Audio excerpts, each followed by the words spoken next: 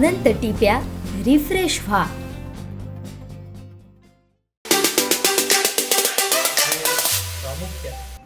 काही प्रमुख गोष्टी आपल्याला करणे आवश्यक आहे. त्यामध्ये जसं चिपळूण शहराच्या बाबतीत बोलायचं झालं तर चिपळूण शहर असेल, आजूबाजूची गावं असतील, कायमस्वरूपी पुराने म्हणजे त्याला सफर होत असतात. तर कायमस्वरूपी याच्यावर उपाययोजनासाठी 2200 कोटीचा जो प्रोजेक्ट रिपोर्ट बनतो त्याची मंजुरी मिळून ते काम जर चांगल्या पद्धतीने चालू करता आलं तर ते काम आपल्याला चालू करायचेच आहे.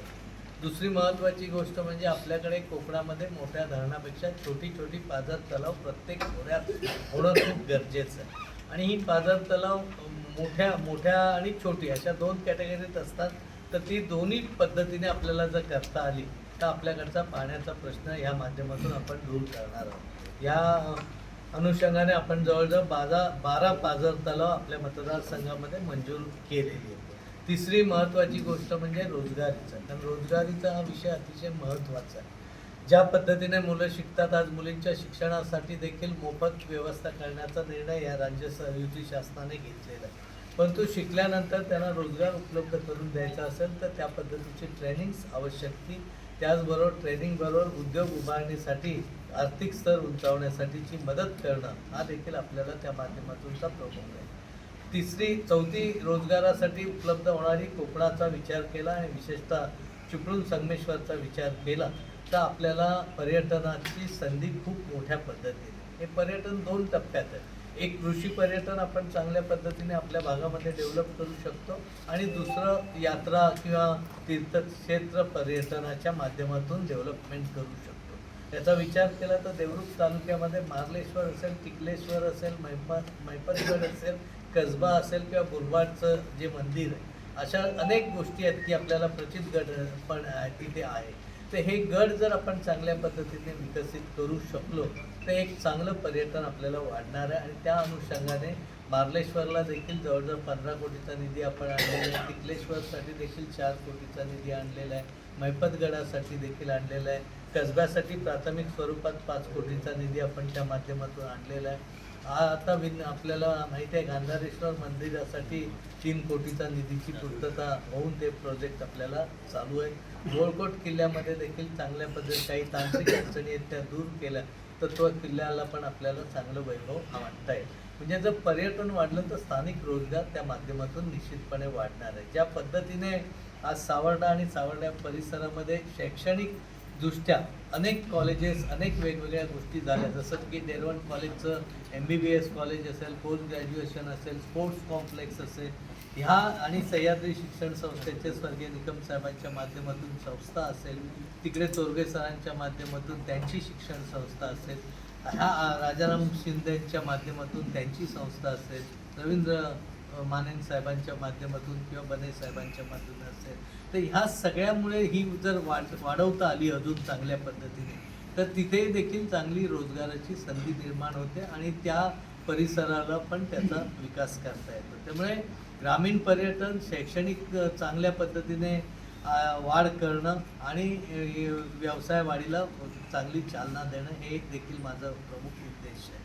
या सगळ्यामध्ये आरोग्य यंत्रणा कोकणामध्ये विचार केला तर कम्पॅरेटिव्हली बाकीच्या मानाने आपल्याकडे थोडी कमी आहे. तर ही यंत्रणा वाढवून ट्रॉमा केअर संगमेश्वरचं असेल, आपलं ट्रॉमा केअर कामगारचं असेल, ह्यांना जर चांगल्या पद्धतीने अजून चांगला निधी, म्हणजे पहिल्या टप्प्यात निधी मिळाला नाही असं नाही, पण तो एक चांगला निधी मिळाला आणि त्या पद्धतीचं काम आपल्याला ह्या आरोग्यामध्येही चांगलं करता येईल.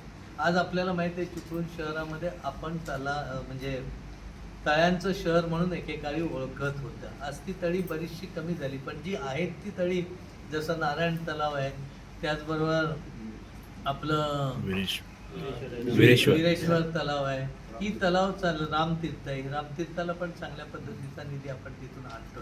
ही तलाव विकसित होणं, वेगवेगळी छोटी गार्डन्स विकसित होणं, चांगल्या पद्धतीचे रोड बाइंडिंगचं काम होऊन रोड रुंदीकरण होणं आणि इंडस्ट्रीमध्ये MIDCमध्ये आपण मोठी इंडस्ट्री खूप मोठी येईल लगेच अशी एक अपेक्षेपेक्षा जी जागा आहे, खेर्डी असेल, खडपोली असेल, या जागेवर छोटे ॲग्रो बेस इंडस्ट्री आणणं हा देखील त्याचा एक खूप चांगला पर्याय.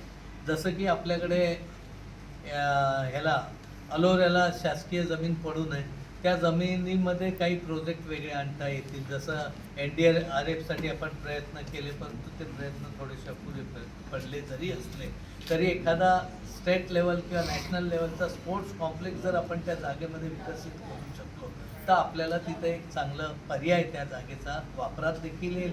कारण आता ती जागा पडून असल्यामुळे खूप त्याचा हे होतो.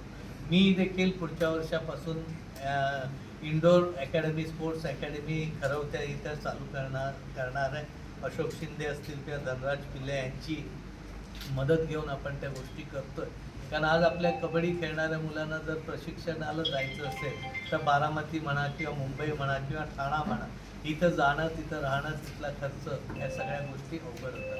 त्यामुळे खो खो असेल, व्हॉलीबॉल असेल, कबड्डी असेल, आज आपण तिथं क्रिकेटचं चंद्रकांत पंडितच्या माध्यमातून, सहकार्यातून समीर दिघे जो आपला मित्र आहे त्याच्याही एक चांगल्या आणि बाकी काही आपली टीम आहे, कोळी वगैरे हे सहकारी. क्रिकेटच्या 3 विकेट आपण तिथून बनवायला घेतल्या आहेत. येत्या 1 महिन्यात अतिशय चांगल्या पद्धतीचा पाऊस कंटिन्यू नसता तर मधल्या 30 सप्टेंबरपर्यंत आपण सचिनशी पण बोलणं झालं होतं, त्यांना आणून ते तिथं स्टार्ट घ्यायचा आपला प्रयत्न आहे. पण 1 महिन्यात 1.5 महिन्यात माझी असे आहे की तिथलं ग्राउंड देखील अद्ययावतपणे क्रिकेटसाठीचं उपलब्ध होईल. तिथं देखील इंडोर स्टेडियम एक चांगलं आपण दर्जेदार पद्धतीने बनवतो की जेणेकरून तालुक्यातली मुलं तिथं प्रशिक्षित होतील, रेसिडेन्शियल राहतील आणि चांगल्या पद्धतीने स्पोर्ट्सला एक चांगलं दर्जा देण्याचं आपण काम करतो. याचबरोबर ज्या कलाकार आहेत, ग्रामीण कलाकार आहेत, लोककला आहे, तर लोककलेला देखील सन्मान देऊन त्यांना सपोर्ट करणं आणि या लोककलामध्ये आणि ग्रामीण भागातले जे कलाकार आहेत त्यांनाही चांगल्या पद्धतीने सपोर्ट करून आपल्याला रेल्वे मार्गाचं आपल्याला माहिती आहे की जवळजवळ मी आणि पृथ्वीराज बाबा हा प्रश्न आम्ही सातत्याने मार्गी लावतोय, परंतु ज्या पद्धतीने अपेक्षित यश होतं ते तेवढं मिळालं नाही. त्याचं सर्वेक्षणाचं काम चालू आहे. सेंट्रल गव्हर्नमेंटच्या माध्यमातून लवकरात लवकर मार्गी लावण्याचा प्रयत्न करेल. त्याचबरोबर कुंडी घाट असेल, नायरी घाट असेल, हे फोडण्यासाठी 5-5 कोटीच्या निधी आपण तिथं दिलेला आहे सर्वेक्षणासाठी. परंतु मधला पीस 1.5-2 किलोमीटरचा असा आहे की जो फॉरेस्टशी निगडीत आहे. तो फॉरेस्टशी निगडीत असल्यामुळे काही परमिशन्स राहिल्यात, पण आता त्या बऱ्यापैकी झाल्यात. आता प्रॉपर DPR वगैरे तयार होतो. नजीकच्या काळात रवींद्र चव्हाण साहेब आता बांधकाम मंत्री होते, त्यामुळे त्यांनी त्या सगळ्यामध्ये खूप मोठा फॉलोअपचं काम केलं. त्यामुळे तो जोडण्याचं काम जर झालं तर लवकर चांगल्या पद्धतीने. सर, रेड ब्ल्यू लाईनबद्दल रेड ब्ल्यू लाईनबाबतची देखील प्रोसेस चालू आहे, पण एवढी झटकन होणारी ती प्रक्रिया नाही. कारण पूर्ण महाराष्ट्रामध्ये, देशामध्ये ही लाईनचं हे आहे. आपल्याला ती लाईन कमी करण्याच्या बाबतीचे आश्वासन मुख्यमंत्र्यांनी दिलेलं आहे आणि ते लवकरात लवकर कशी करता येईल याचा विचार आहे. शेवटी बऱ्याच ठिकाणी असं होतं की अलॉट करतात, प्लॉट नुसते ठेवतात. कोण शिक्षण संस्थेसाठी पण प्लॉट घेऊन ठेवतो, नंतर मग ते काही दिवसांनी ते विकले. असं सगळीकडे आहे तो विषय. आज ज्या मूळ उद्देशाला जे प्लॉट दिलेत ते मूळ उद्देश वापरतात काय? आरोग्यासाठी जर हॉस्पिटल बांधणार असेल तर हॉस्पिटलसाठीच तो वापरतोय काय?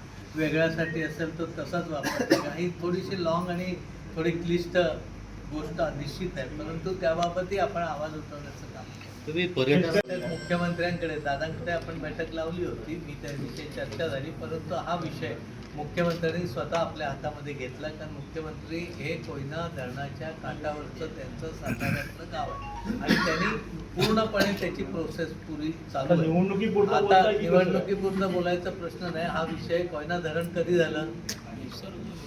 कोयना धरण किती साली झालं? कोयना धरण होऊन जवळजवळ आज माझ्या हिशोबाने 50-55-60 वर्षाहून जास्त काळ तिथपासूनचे रखडलेले प्रकल्प आहे.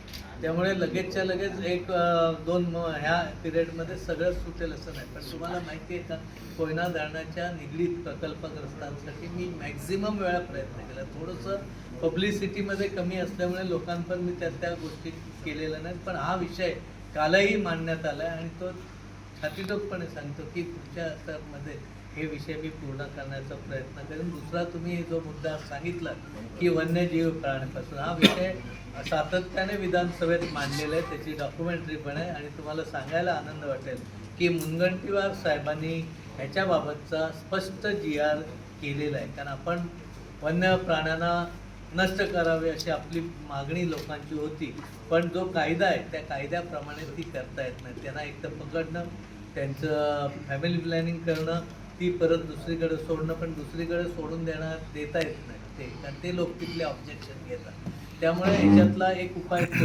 आता मग हे करत असताना त्यांनी केलेलं नुकसानीचं चांगल्या पद्धतीने नुकसान भरपाई देण्याचा GR देखील झाला. फक्त त्याच्यात प्रॉब्लेम काय होता की फुलोऱ्यापासून कसं नुकसान द्यायचं ह्याची प्रोसिजर चालू असल्यामुळे ते मग कामाचा आणि निवडणुकीचा डायरेक्ट निकालाशी संबंध असायला हवा होता, पण मला वाटत नाही असा असतो की नाही, मला माहीत नाही. आता ते निकालात कारण आता राजकारणाची दिशा पण बऱ्याचशी बदलत चाललेली आहे. म्हणजे काम हा एक तुम्हाला लोकांपर्यंत पोहोचण्याचं एक माध्यम आहे, कारण शेवटी सत्तेत असणारा काम तर एकच प्रश्न आहे, तुम्ही पर्यटनावर बोललात, आपला बॅकवॉटर्सचा प्रोजेक्ट आहे तो आणि रोपवे याबाबत काय तुम्ही? रोपवेच्या बाबतीत म्हणजे मला पण एवढं फार कन्फर्म नाही की तो फिजिबिलिटी त्याला कशी मिळणार आहे, कशा पद्धतीने आहे, त्याचा आपल्याला अभ्यास करावा लागेल. कारण की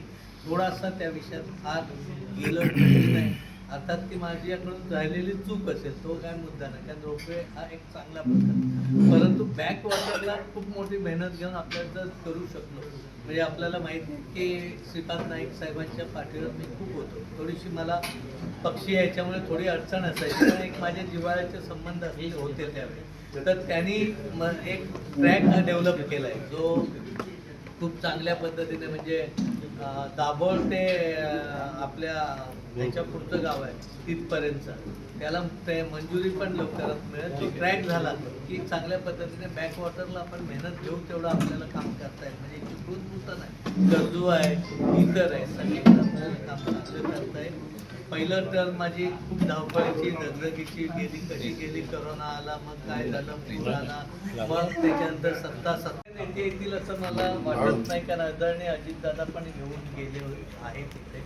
आता लगेच कोण येईल बघू, आता जसं ज्यांची वेळ मिळेल. पण मला वाटतं 11 तारखेला मुख्यमंत्री गुहागरमध्ये सेंट्रल दोन्हीच्या किंवा कोकणासाठी येणार. सयाजी शिंदे सकाळी येतील, त्यांना काही गोष्टी पर्यावरणवादी आहेत ते, त्यांना काही गोष्टी. आमचे दिवसभरातले सर्व अपडेट्स, ताज्या घडामोडी आणि थेट लाईव्ह पाहण्यासाठी सबस्क्राईब करा, लाईक करा कोकणचं नंबर 1 महा चॅनल कोकण 7 लाईव्हचं YouTube चॅनल.